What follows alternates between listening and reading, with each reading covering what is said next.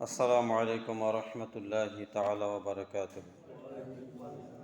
إن الحمد لله نحمده ونستعينه ونستغفره ونعوذ بالله من شرور أنفسنا ومن سيئات أعمالنا. من يهده الله فلا مضل له ومن يضلله فلا هادي له، ونشهد أن لا إله إلا الله وحده لا شريك له، ونشهد أن محمدا عبده ورسوله الذي أرسله بالحق بشيرا ونذيرا وداعيا إلى الله بإذنه وسراجا وقمرا منيرا. وقد قال الله تبارك وتعالى في كلامه المجيد وفرقانه الحميد: أعوذ بالله من الشيطان الرجيم. بسم الله الرحمن الرحيم. يا أيها الذين آمنوا كتب عليكم الصيام كما كتب على الذين من قبلكم لعلكم تتقون. صدق الله العظيم. وقال تعالى في شان حبيبه مخبرا وآمرا: إن الله وملائكته يصلون على النبي يا أيها الذين آمنوا صلوا عليه وسلموا تسليما. صلى الله على سيدنا محمد وآله وأصحابه وسلم.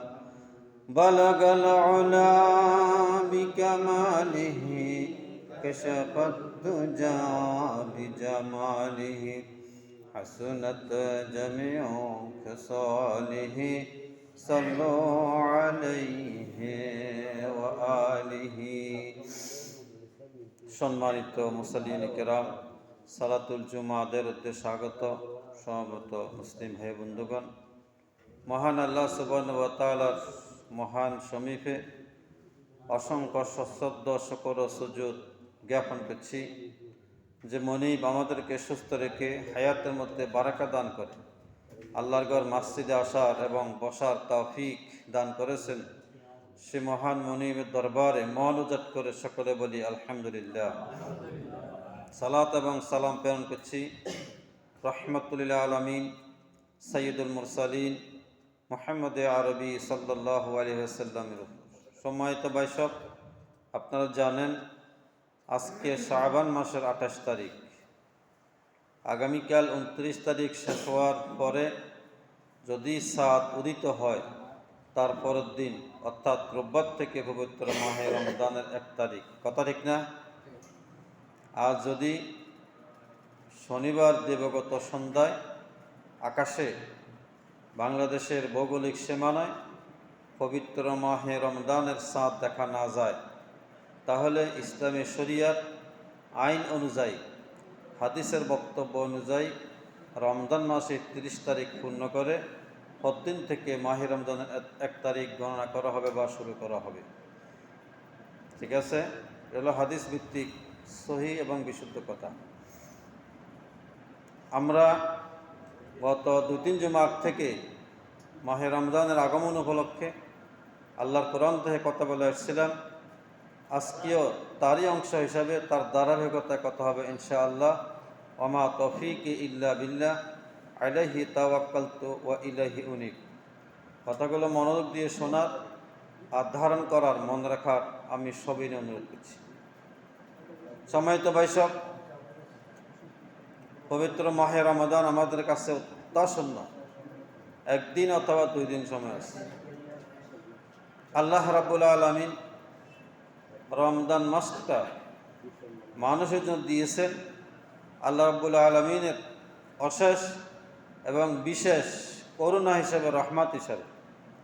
নবী সাল্লাল্লাহু আলাইহি ওয়াসাল্লাম বলেছেন, রমজানুল মুবারকে আউয়ালুহু রাহমাতুন ওয়া আওসাতুহু মাগফিরাতুন ওয়া আখিরুহু ইতকুম মিনান নিরান। বুখারীর হাদিস।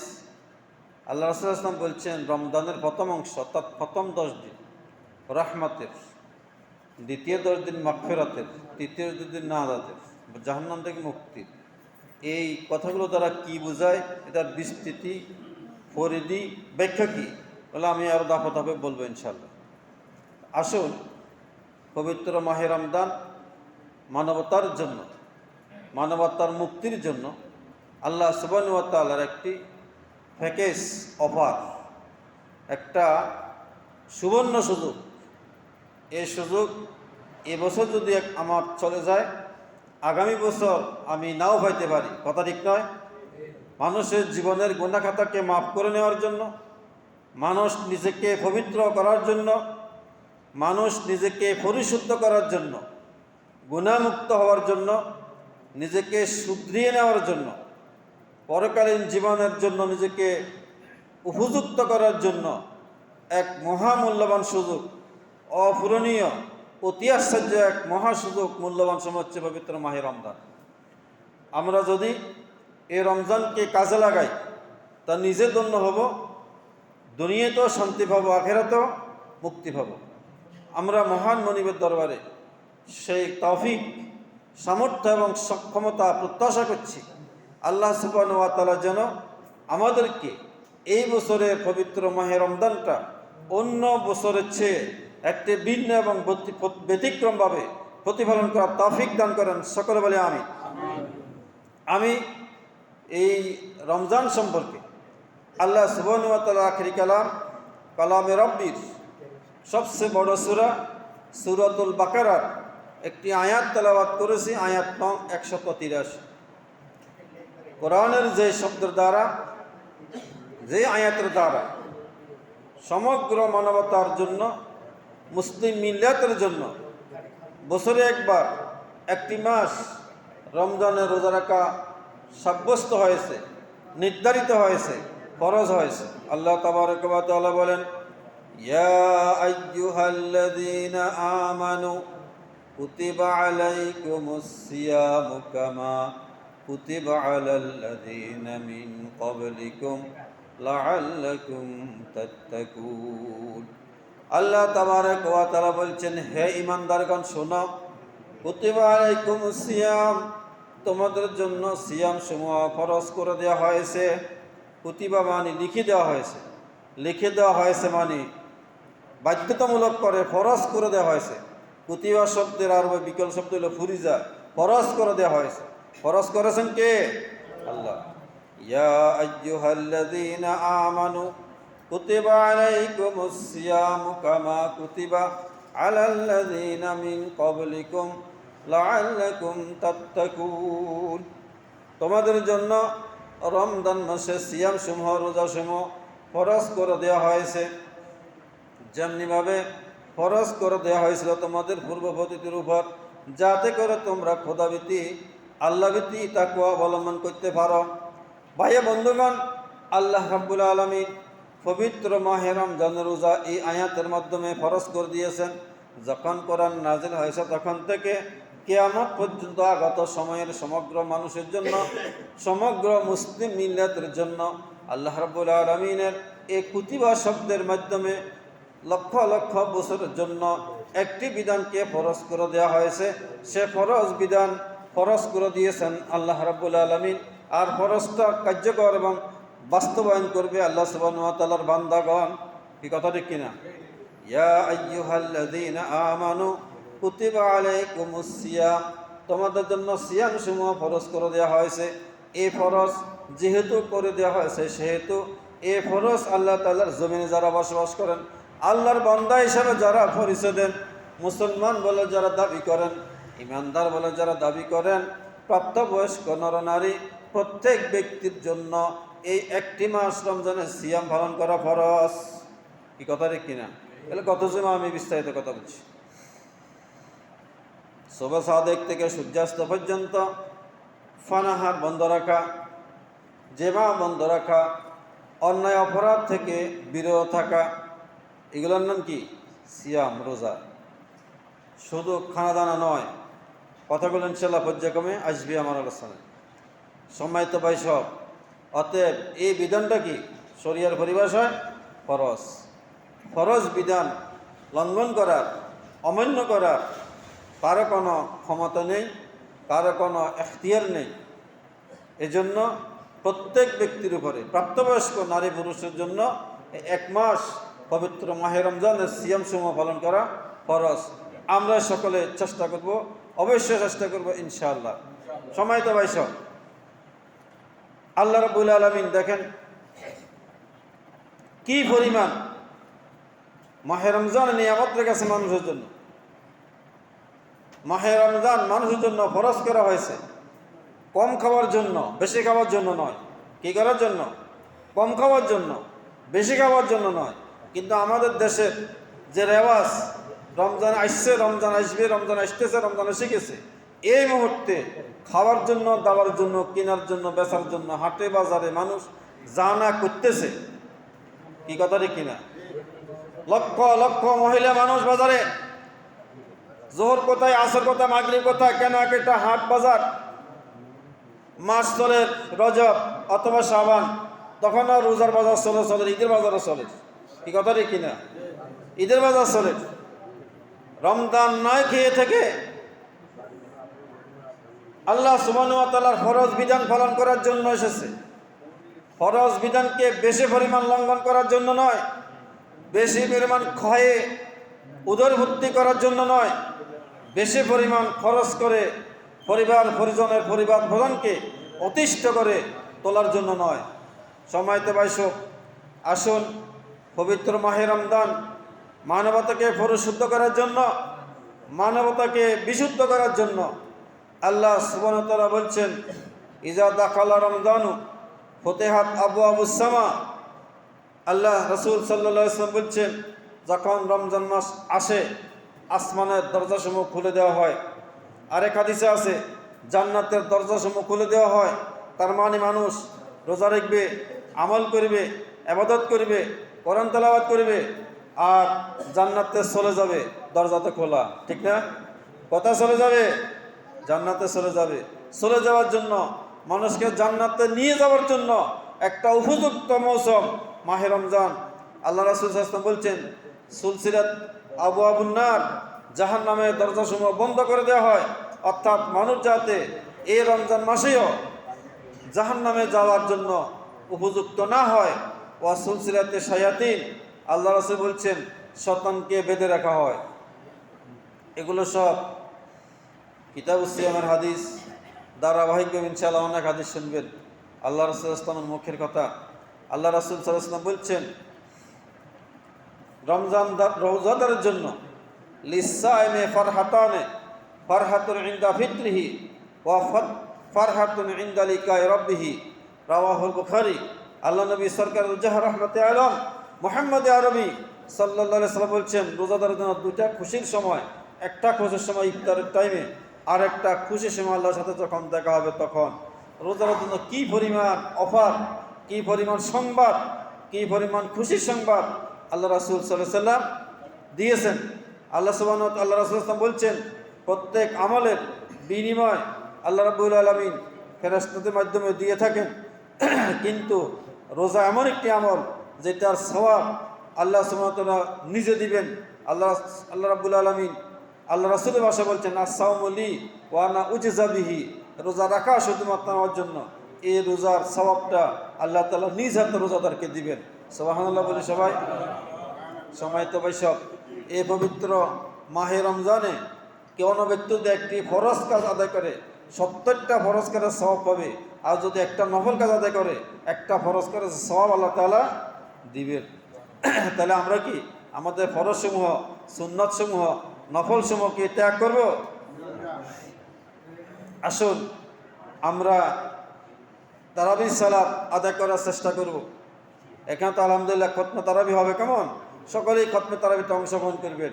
খতমে তারাবি পরিপূর্ণভাবে পড়ার চেষ্টা করবেন, 20 টাকা পড়ার চেষ্টা করবেন, হাফেজ সাহেবের তেলাওয়াতগুলো মন লাগাই শোনার চেষ্টা করবেন। সারা বছর তো আমরা আল্লাহর কোরআনের সাথে সম্পর্ক নাই, কি বলেন? অনেকে আছেন তেলাওয়াত করতে পারি না, পড়তে পারি না, অর্থ তো বুঝি না। রমজান মাস একটা সুযোগ, হাফেজ সাহেব কষ্ট হয়ে তেলাওয়াত করবেন, আপনি কি শুনতে পারতেন না? না বসে বসে এসে ফেসবুক চালাবেন?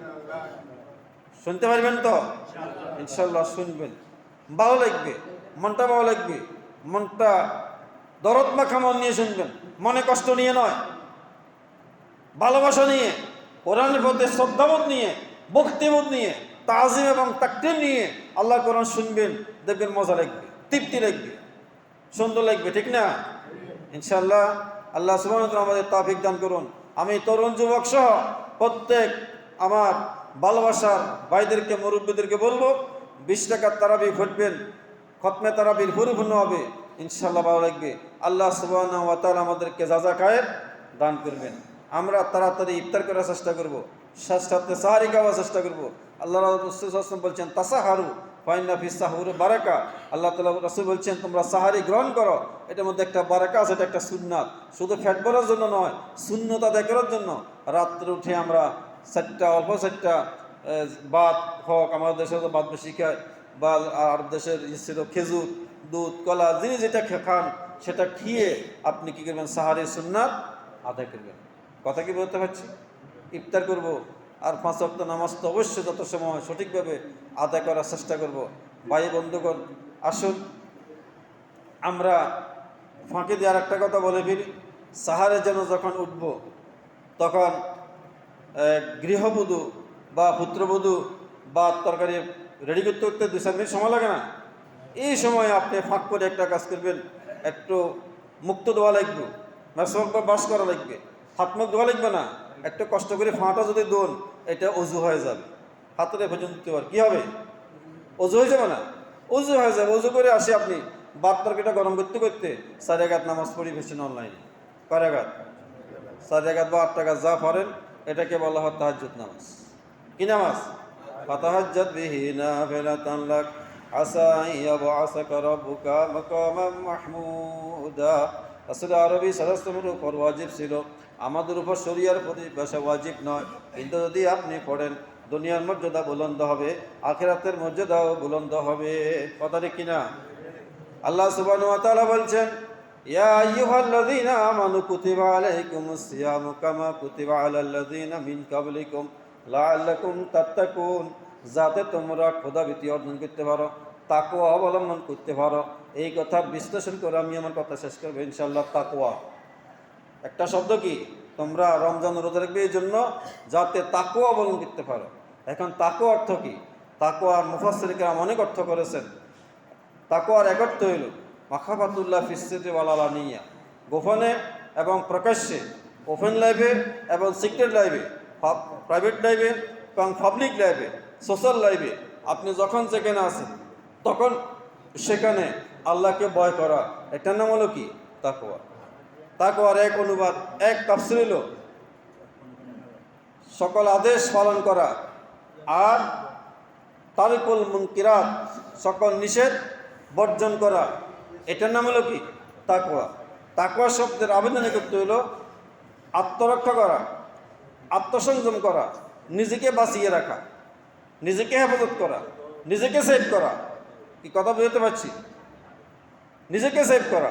যেমন বিভিন্ন প্রেশার, ডায়াবেটিসের রোগীরা রোগের প্রাদুর্ভাব, রোগের ক্ষতির আশঙ্কার আধিক্য থেকে নিজেকে রক্ষা করার জন্য ডাক্তারের অ্যাডভাইস মোতাবেক গরুর গোশত, দুধ, বিভিন্ন রকম প্রোটিন জাতীয় বা সর্বাধিক ভিটামিনযুক্ত খাবারগুলো থেকে বেঁচে থাকেন। এটা হলো ডায়াবেটিস এবং প্রেশারের জন্য তাকওয়া। কথা কি বুঝতে পারছি? না, এক শোনো না, এক পিছও কান না, ধরো ডাক্তার নিষেধ করছে, খালি কী হবে? উনি তো ইনস্ট্যান্ট মারা যাবেন না, একটু ক্ষতি হবে, এই জন্য খান না। কথা ঠিক না? এটা হলো তিনি নিজে কি করছেন? সেভ করছেন, নিজেকে আবাদত করছেন। এটা ডাক্তারের বক্তব্য, শরীয়তের বক্তব্য নয়। আপনি ডাক্তারের বক্তব্য মানেন, আমাদের নিষেধ নাই, কিন্তু আমার কথা হচ্ছে নিজেকে সেভ করা, নিজেকে রক্ষা করা, নিজেকে সুরক্ষা করা, নিজেকে আত্মরক্ষা করা, নিজেকে জাহান্নামের ভয় আযাব থেকে রক্ষা করা।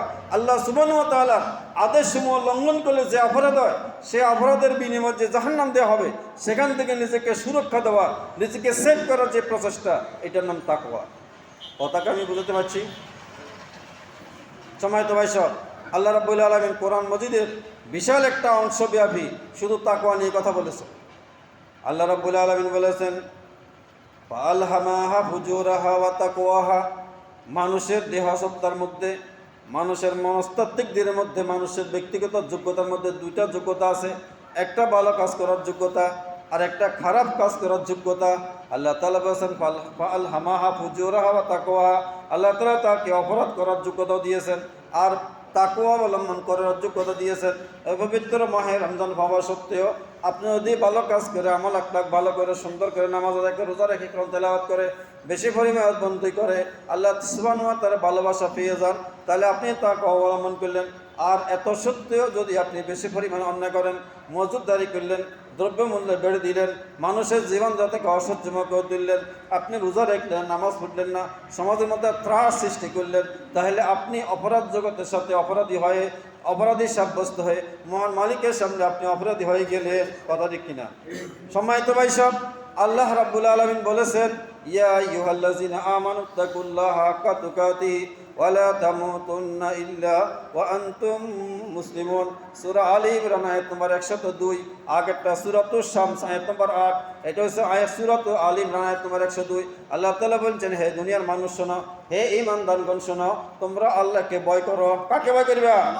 আল্লাহকে ভয় করো। ওয়া লা তামুতুন্না ইল্লা ওয়া আনতুম মুসলিমুন, মৃত্যু পর্যন্ত আল্লাহকে ভয় করতে হবে এবং মুসলমান না হয়ে মৃত্যুবরণ করিও না। যদি তুমি মুসলমান, পরিপূর্ণ মুসলমান না হয়ে মৃত্যুবরণ করো, তাহলে তোমার যে ভয়াবহ ক্ষতি হবে, যে ভয়াবহ শাস্তি হবে, সেটা অত্যন্ত ভয়ঙ্কর। অর্থাৎ মৃত্যুর পূর্বে তুমি পরিপূর্ণ মুসলমান হয়ে মৃত্যুবরণ করো। পরিপূর্ণ মুসলমান হওয়ার জন্য যা যা করো তা করো।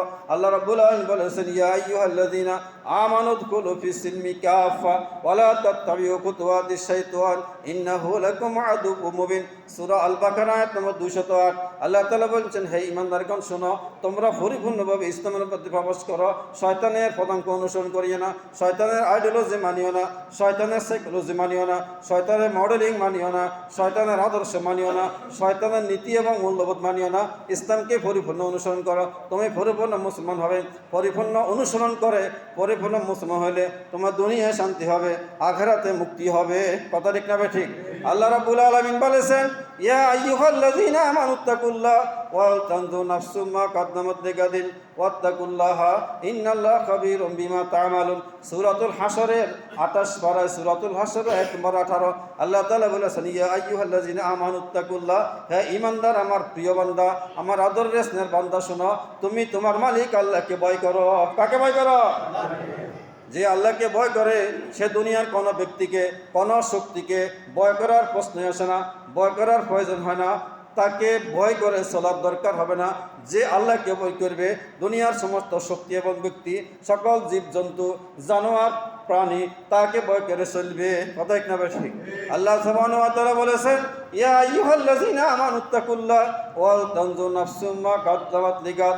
আগামী দিনের জন্য, অর্থাৎ পরকালীন জীবনের জন্য, কবর জীবনের জন্য, হাসর জীবনের জন্য, জান্নাতের জীবনের জন্য, জাহান্নামের জীবনের জন্য তুমি কি সঞ্চয় করেছো একটু চিন্তা করে হিসাব করে দেখো। ইন্নাল্লাহা খাবীরুম বিমা তা'মালুন। তোমার সকল সঞ্চয় সম্পর্কে, তোমার সকল অ্যাকাউন্ট সম্পর্কে, তোমার আমল সম্পর্কে, তোমার আখলাক সম্পর্কে, তোমার যাপিত জীবন সম্পর্কে, তোমার জীবন বৈচিত্র্য সম্পর্কে, তোমার জীবন ধারণ সম্পর্কে, তোমার লাইফস্টাইল সম্পর্কে, তোমার মূল্যবোধ সম্পর্কে, তোমার জীবনযাত্রা সম্পর্কে, তোমার সব ধরনের সামাজিক, আর্থসামাজিক পারিবারিক নীতি মূল্যবোধের জীবন সম্পর্কে আল্লাহ সুবহানাহু ওয়া তাআলার সম্মুখ অবহিত। কথা ঠিক না ঠিক? আল্লাহ সুবহানাহু ওয়া তাআলা বলছেন, ইয়া আইয়ুহাল্লাযীনা আমানুত্তাকুল্লাহা ওয়া কুলু কাওলান সাদীদা ইউসলিহ লাকুম আমালাকুম ওয়া ইয়াগফির লাকুম যুনুবাকুম ওয়া মান ইউতি'ইল্লাহা ওয়া রাসূলাহু ফাকাদ ফাযা ফাওজান আযীমা। সূরাতুল আহজাব আয়াত নম্বর 70 এবং 71। আল্লাহ তাবারক ওয়া তাআলা বলছেন, ঈমানদার শুনো, হে ইমানদার শোনো, তুমি আল্লাহকে ভয় করো। ওয়া কুলু কাওলান সাদীদা, এবং যখন কথা বলবে সঠিক কথা বলবে, যখন কথা বলবে সত্য কথা বলবে। কে বলছেন? আমরা তো নিয়ে কত মিথ্যা কথা বলি, কত গীবত করি, কত শেখাত করে, কতজনের বিরুদ্ধে কথা বলি, কতজনের বিরুদ্ধে সাক্ষ্য দিয়ে, কতজনকে ফাঁসাই, কতজনকে শাসাইয়ের। এগুলো কি ইবাদত না নিজের জন্য নিজে ক্ষতি করছি? কুলু কাওলান সাদীদা, কাওলান সাদীদা, কাওলান হাক্কা, কাওলান সাওয়াবা। সঠিক কথা বলবে, সত্য কথা বলবে, যেখানে যাবে সেখানে সত্য কথা বলবে, আদালতে গেলে সত্য সাক্ষী দিবে, বেচা বিক্রি করবে সত্য কথা বলবে, ব্যবসা বাণিজ্য করবে সঠিক কথা বলবে, তোমার সওয়া হবে, কবিরা গুনাহ তুমি বাঁচতে পারিবা। সম্মানিত ভাই সব, আল্লাহ তাআলা বলছেন, ইউসলিহ লাকুম আমালাকুম, তোমার জীবনযাত্রা আল্লাহ পাক সুন্দর করে দিবেন, পরিশুদ্ধ করবেন, মসৃণ করবেন। ইউসলিহ লাকুম আমালাকুম ওয়া ইয়াগফির লাকুম যুনুবাকুম, তোমার গুনাহসমূহ মাফ করে দিবেন। ওয়া মান ইউতি'ইল্লাহ ওয়া রাসূলা, যে আল্লাহকে মেনে চলে, রাসূলকে মেনে চলে, আল্লাহর আনুগত্য করে, রাসূলের আনুগত্য করে, ফাকাদ ফাযা ফাওজান আযীমা, ওই ব্যক্তি মহান সফলতা অর্জন করছে, এর চেয়ে বড় সফলতা আর নাই। আল্লাহ সুবহানাহু ওয়া তাআলা বলছেন, ইয়া আইয়ুহাল্লাযীনা আমানুত্তাকুল্লাহ ওয়া কুনু মা'আস সাদিকিন, তুমি আল্লাহকে ভয় করো এবং যারা সত্যবাদী মানুষ, সৎ মানুষ, সমাজের ভালো মানুষ, তুমি তাদের সাথী হবে, তাদের সঙ্গী হবে। অসৎ মানুষের সঙ্গী হওয়ার দায়ে, অসৎ সঙ্গের সঙ্গী হওয়ার দায়ে অনেক মানুষ পারিবারিকভাবে, সামাজিকভাবে কি ক্ষতিগ্রস্ত হচ্ছে না? আমার বাড়ির পাশে একটা ঘটনা, গত পরশুদিন বা তার আগের দিন রাত্রে, 4 বন্ধু রাত্রে 11টার পরে বেরিয়ে গেছে। আমার বাড়ির প্রথমে একটা বাজার আছে, তুলাতুলি বাজার, আপনারা অনেকে চিনতে পারেন। বেরিয়ে সেখানে বিভিন্ন মাদক সেবন করছে, মদ খাইছে, যা করছে। পরিশেষে বুঝে গেল 3 জন আরেকজনকে মারি 17 উচ্চ বিদ্যালয়ের পাশে জমিনের মধ্যে ফেলে দিছে। গতকাল সামাজিক যোগাযোগে রিপোর্ট আসছে, 4 বন্ধু মিলে ইয়াবা সেবন করছে, মদ খাইছে। এগুলো করতে যাই এক অনুসার ঝগড়া ফাসাদের এক পর্যায়ে 3 জন মিলে একজনকে মেরে ফেলছে। এই কাজটা কেন হইল? যে ছেলেটা মারা গেল তার মা 4 বছর বয়সে ফিতা থেকে বিচ্ছিন্ন, এতিম ছেলে। এ বাবা ছেলেটা লাভ ফান করলো, অনেক কষ্ট করছে না?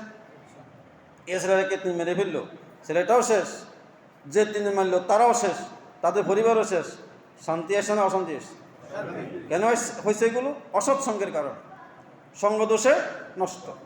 আমাদের সমাজ আজকে ইয়াবা, ফেন্সিডিল, গাঁজা, মদ, আরও কি আছে, এইগুলোর ছোঁয়াচে, এইগুলোর আবহে, এগুলোর আগ্রাসে আজকে তরুণ এবং যুবক সমাজ শেষ এবং ধ্বংস হয়ে গেছে। কথা ঠিক কিনা?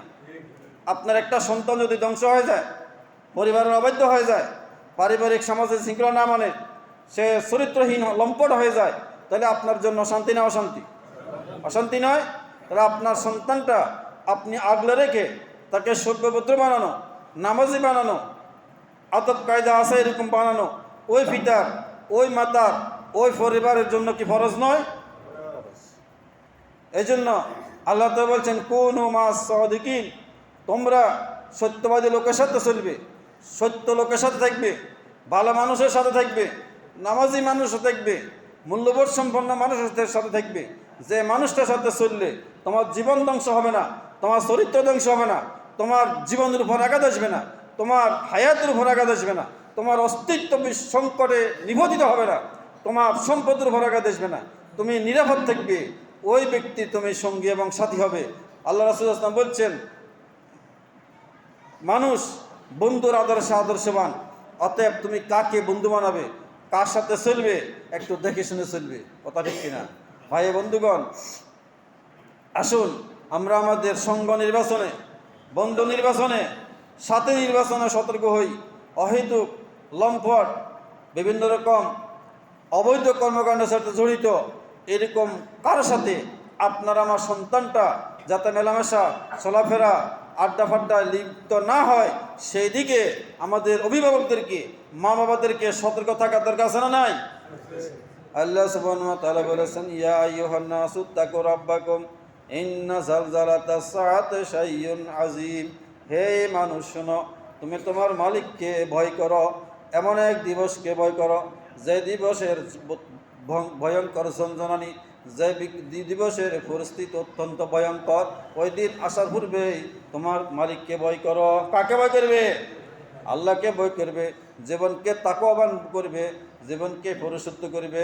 আল্লাহ সুবহানাহু ওয়া তাআলা বলছেন সূরা আন-নিসার 1 নম্বর আয়াতে, ইয়া আইয়ুহান নাসু তাকু রাব্বাকুম আল্লাযী খালাকাকুম মিন নাফসিন ওয়াহিদাতিন ওয়া খালাকা মিনহা যাওজাহা ওয়া বাসসা মিনহুমা রিজালান কাসীরান ওয়া নিসা ওয়াত্তাকুল্লাহা আল্লাযী তাসাআলুনা বিহি ওয়াল আরহাম ইন্নাল্লাহা কানা আলাইকুম রাকীবা। আল্লাহ সুবহানাহু ওয়া তাআলা বলেছেন, হে দুনিয়ার মানুষ সকল শোনো, তুমি তোমার সেই আল্লাহকে ভয় করো, সে মালিককে ভয় করো, যে মালিক তোমাকে সৃষ্টি করেছেন একজন পিতা একজন মাতা থেকে, দুনিয়ার সমস্ত মানুষকে সৃষ্টি করেছেন, তাদেরকে জমিনের মধ্যে বিস্তরণ করেছেন। ওয়াবাসসা মিনহুমা রিজালান কাসীরান ওয়া নিসা ওয়াত্তাকুল্লাহা আল্লাযী তাসাআলুনা বিহি ওয়াল আরহাম। তোমরা যার দোয়া দিয়ে রেহেমের আত্মীয়তার বন্ধনে আবদ্ধ হও, সে আল্লাহকে ভয় করো। শুনে রেখো, আল্লাহ তাবারক ওয়া তাআলা ইন্নাল্লাহা আলা কুল্লি শাইইন রাকিবা, তোমার সকল কর্মকাণ্ড সম্পর্কে আল্লাহ পাক পর্যবেক্ষণ করছেন। সিসি ক্যামেরা যেরকম চোর ধরা খায়, আল্লাহ রাব্বুল আলামিন আল্লাহ সুবহানাহু ওয়া তাআলা সারা দুনিয়ার মধ্যে সর্বত্র সব কিছু দেখেন, সব কিছু জানেন। ইন্নাল্লাহা লা ইয়াখফা আলাইহি শাইউন ফিল আরদি ওয়ালা ফিস সামা। আসমান এবং জমিন এবং আসমানের মধ্যকার এমন কোনো স্থান নাই যেটা আল্লাহর কাছে গোপন বলতে কিছু নাই। কথা ঠিক কিনা? আপনি যখন যেখানে আছেন, যে অপরাধ করেন, আল্লাহ সুবহানাহু ওয়া তাআলা সেগুলো দেখেন, সবগুলো জানেন। কিরামান কাতিবিনা ইয়ালামুনা মা তাফআলুন, সবগুলো কিরামান কাতিবিন ভিডিও রেকর্ডিং করছেন।